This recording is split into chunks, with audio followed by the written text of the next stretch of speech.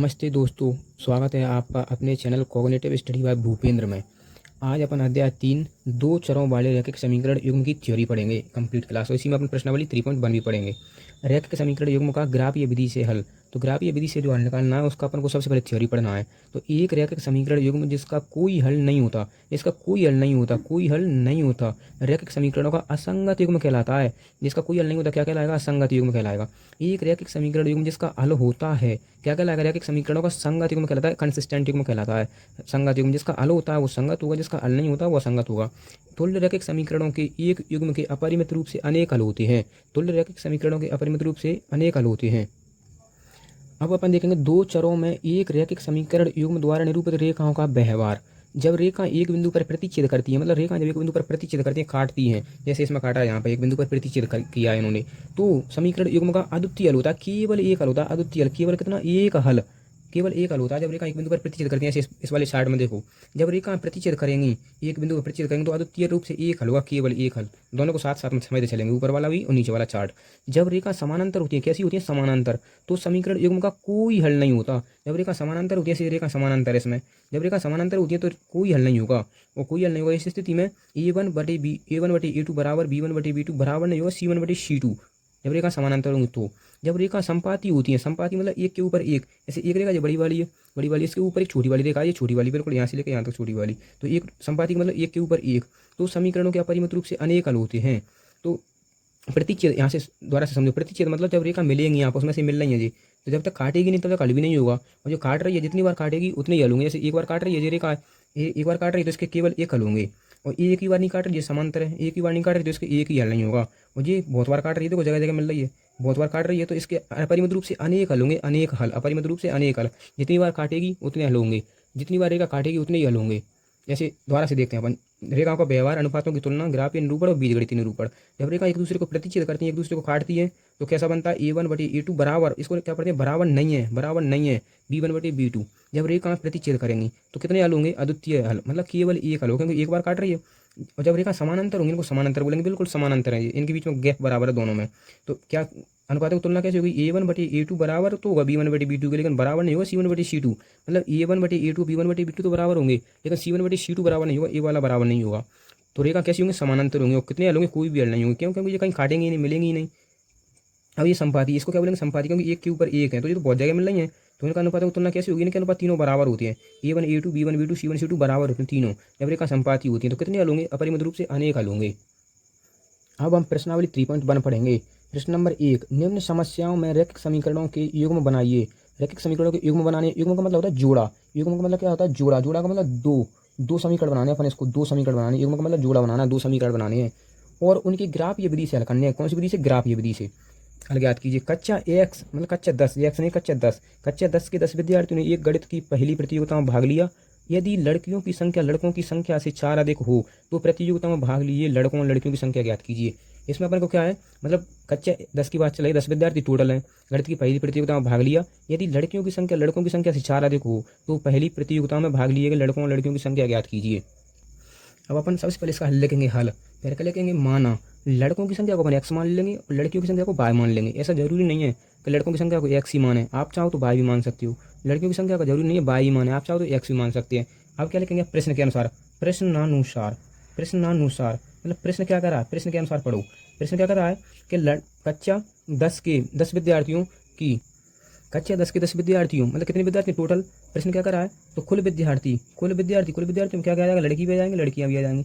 कुल विद्यार्थियों की संख्या, कुल विद्यार्थियों की संख्या कितनी हो जाएगी? ये प्रश्न से लिख रहे हैं अपन। कुल विद्यार्थियों की संख्या बराबर 10। कुल विद्यार्थियों की संख्या कितनी है? 10। ये कहाँ से लिखा? आपने प्रश्न से लिखा, क्योंकि यहाँ दिया 10 विद्यार्थी कक्षा 10 में। तो कुल विद्यार्थियों लड़के प्लस लड़कियाँ, मतलब एक्स क्या माना? लड़के माना है और लड़कियों को माना बाय, तो एक्स प्लस बाय बराबर 10। ये समीकरण अपन ने बना लिया, कितना? एक बना लिया, समीकरण नंबर 1। अब दूसरा पढ़ो यहाँ से। यदि लड़कियों की संख्या लड़कों की संख्या से 4 अधिक है, किसकी? लड़कियों की, लड़कियों की मतलब बाय, देखो लड़कियों की संख्या बाय मानिए, लड़कियों की संख्या किसकी संख्या से 4 अधिक है? लड़कों की से, मतलब लड़कों को एक्स माना है, कितनी अधिक है? 4 अधिक है। इसको मान लो समीकरण नंबर 2, इसको समीकरण नंबर 2 मान लिया। अब क्या करेंगे अपन? एक्स बराबर 0 कहाँ रखेंगे? समीकरण 1 में। समीकरण 1 में कितना रखेंगे? एक्स का मान 0 रखेंगे। तो समीकरण 1 को लिख लो पहले। समीकरण 1, एक्स प्लस वाई बराबर कितना? 10। एक्स का मान कितना रखना है? 0, वाई की जगह पर वाई प्लस 10। तो वाई का मान कितना आ गया? यहाँ से वाई का मान आ गया 10, वाई का मान 10 आ गया। अभी अपन एक्स का मान 0 रखा था समीकरण 1 में, और समीकरण 1 में वाई का मान 0 रखेंगे। तो समीकरण 1 क्या था, एक्स प्लस वाई बराबर 10 था। काय का मान रखना 0, वाई का मान 0। तो एक्स का मान कितना आ जाएगा, एक्स का मान 10 आ गया, एक्स का मान 10 आ गया। अब अपन ने एक बार समीकरण 1 में एक्स का मान 0 रख लिया, और वाई का मान भी 0 रख लिया। अब अपन समीकरण 2 में रखेंगे एक्स का मान 0। समीकरण एक्स का मान 0 कहाँ रखने पर, समीकरण 2 में, समीकरण 2 में रखने पर, समीकरण 2, तो समीकरण 2 क्या था, वाई बराबर एक्स प्लस 4 था। तो काय का मान 0 रखना, एक्स का मान 0 रखना, तो 0 रख दो। तो वाई का मान कितना आ गया, 4 आ गया, 4 आ गया।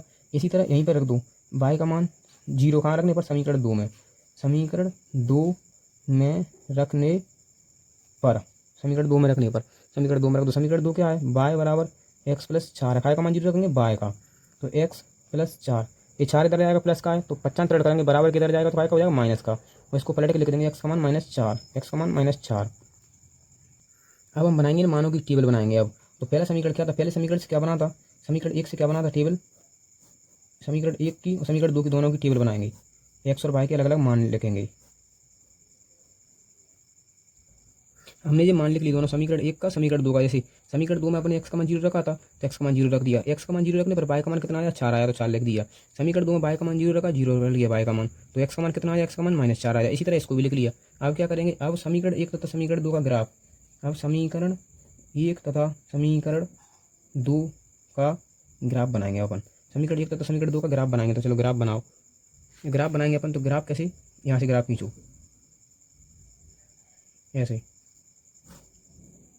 ये वाला कौन सा अक्ष होता है, प्लस एक्स अक्ष, ये वाला माइनस एक्स अक्ष, ये वाला प्लस का वाई अक्ष, ये वाला माइनस का वाई अक्ष।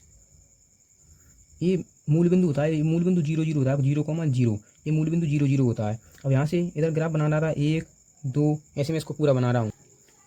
तो अपन ने ये ग्राफ कंप्लीट कर लिया। ये प्लस एक्स अक्ष होता है, ये माइनस एक्स अक्ष होता है, ये प्लस वाई अक्ष होता है, ये माइनस वाई अक्ष होता है। अब अपन यहाँ से समीकरण 1 से मान रखना चालू करेंगे। एक्स का मान कितना 0, तो कहाँ पे आएगा, जहाँ पे 0 0, यहाँ पे। वाई का मान कितना है 10, तो वाई का मान कहाँ 10, ये रहा वाई का मान 10, वाई का मान 10 ये रहा। तो यहाँ पे ऐसे ऐसे गोला बना लो, सर्कल बना लो, यहाँ पे बना लिया। अब ये तो कंप्लीट कर लिया, इसको करो। एक्स का मान कितना है 10, तो एक्स का मान 10 एक्स अक्ष पे चलो, ये रहा एक्स का मान 10, एक्स का मान 10 ये रहा। वाई का मान 0, तो वाई का मान 0 यहीं रहेगा। अब इनका क्या करेंगे, इनको सीधे सीधे मिला दो ऐसे। अभी मिलाते हैं अपन इनको, चलो ये मिला दिया। यहाँ से इसको स्केल की सहायता से मिला दो पूरा ऐसे, और इसको ऐसे रेखा बना दो ऐसे। अब इसी की तरह इससे जब एक लाइन निकली है, मतलब एक समीकरण से एक लाइन खींचेगी, एक समीकरण से एक रेखा खींचेगी। अब इसको देखो, एक्स का मान 0, तो 0 तो जहाँ रहता है जहाँ पे 0, फिर एक्स के साथ में 0, तो वाई का मान कितना 4, तो वाई का मान 4 कहाँ आएगा, वाई का मान 4 4 के ऊपर आएगा यहाँ पे।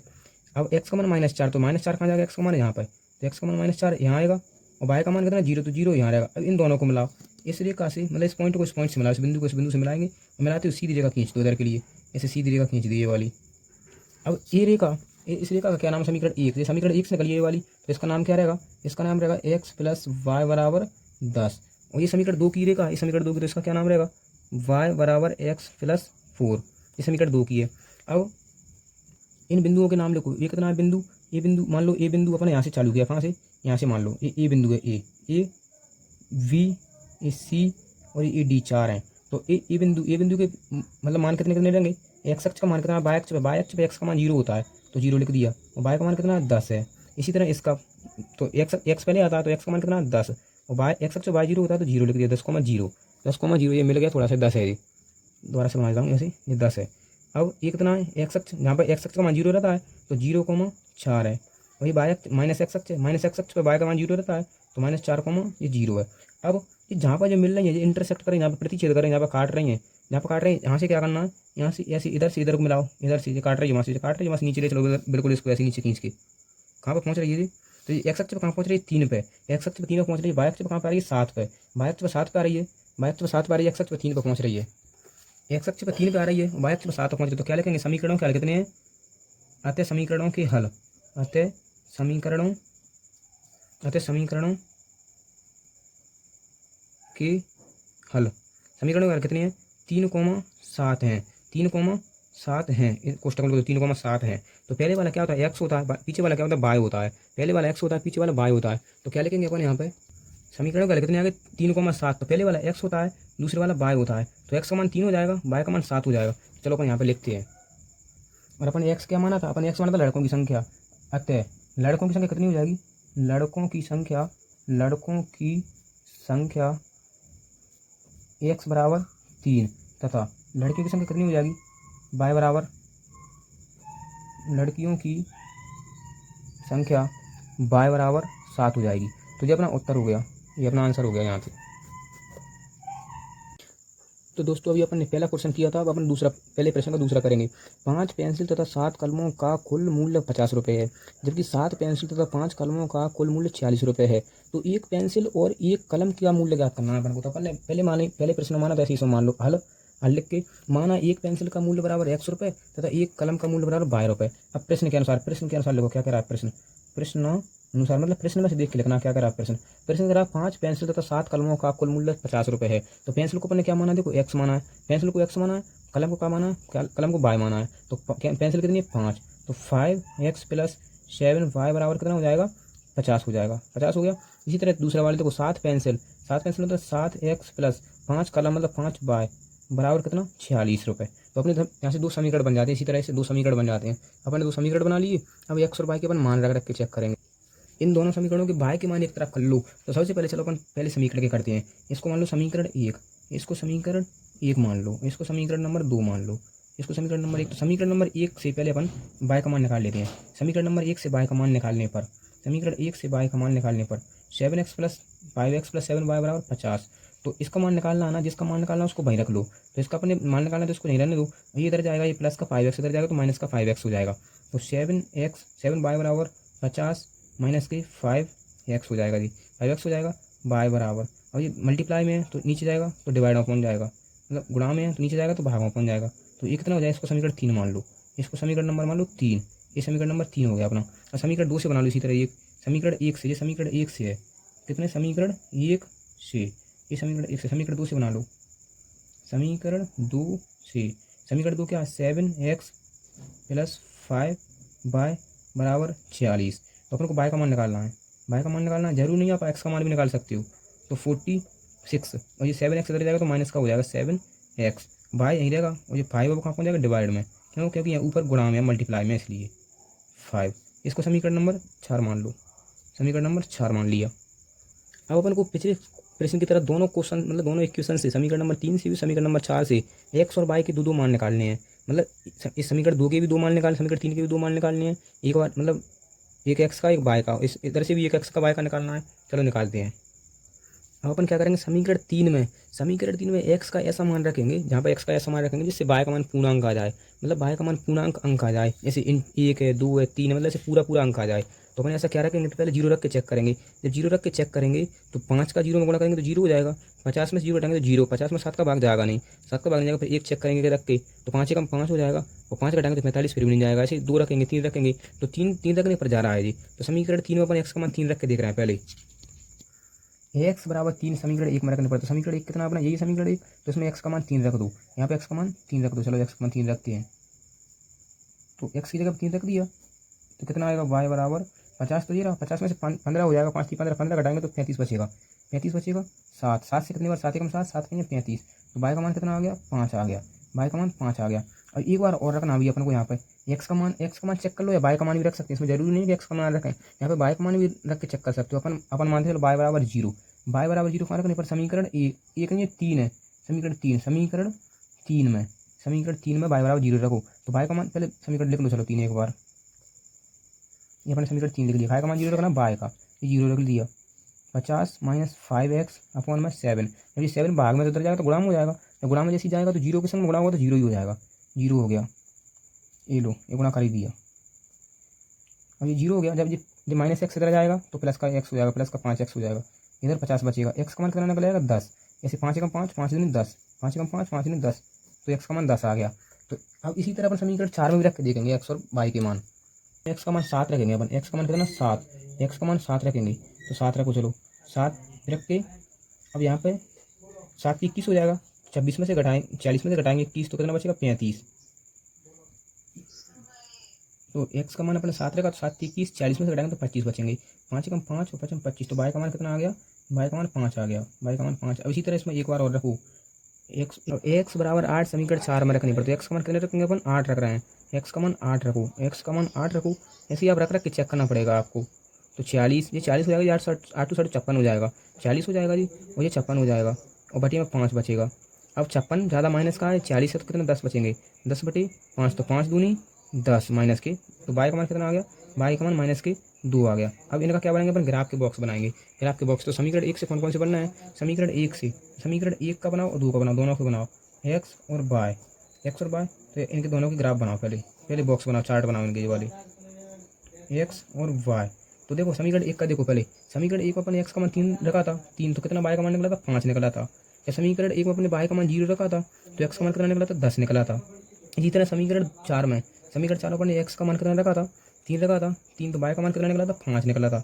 समीकरण 4 में अपने एक्स का मान 8 रखा था तो बाई का मान कितना निकला -2। अब अपने पास इनके ग्राफ के लिए जो एक्स और वाई के मान प्राप्त थे, एक्स के 2 मान और वाई के भी 2 मान, इधर भी समीकरण 2 से एक्स के 2 मान वाई के 2 मान। अब अपन को इनके ग्राफ का निरूपण, मैंने इन टेबलों को यहाँ पर लिख लिया है, एक्स और वाई के मान। सबसे पहले अपन समीकरण 1, ये समीकरण 1 का है, समीकरण 1 की टेबल थी, समीकरण 2 की टेबल थी। तो एक्स का मान कितना 3, तो एक्स अक्ष पर 3 यहाँ पर इसको सर्किल कर लो।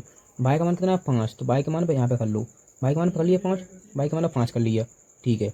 अब इनका देखो ये कहाँ मिल रहा है, यहाँ से ए, और इसको ऊपर से यहाँ मिल रहा है जी, ये वाला पॉइंट यहाँ पर मिल रहा है 3 और 5, इधर से 5 आ गया जी, इधर से 3 पहुँच गया, ठीक है। एक बिंदु तो अपन को यहाँ मिल गया, एक बिंदु यहाँ पे मिल गया। अब ये 10 है अपना, एक्स अक्ष पर कितना 10, तो एक्स अक्ष पर कितना 10, 10 जीरो यहाँ पर, वाई एक्स पर 0 मतलब यहाँ पर 0। तो इन दोनों को मिला दूँ, इन दोनों को, ये वाला पॉइंट और ये वाला पॉइंट, इन दोनों पॉइंटों को मिला दूँ।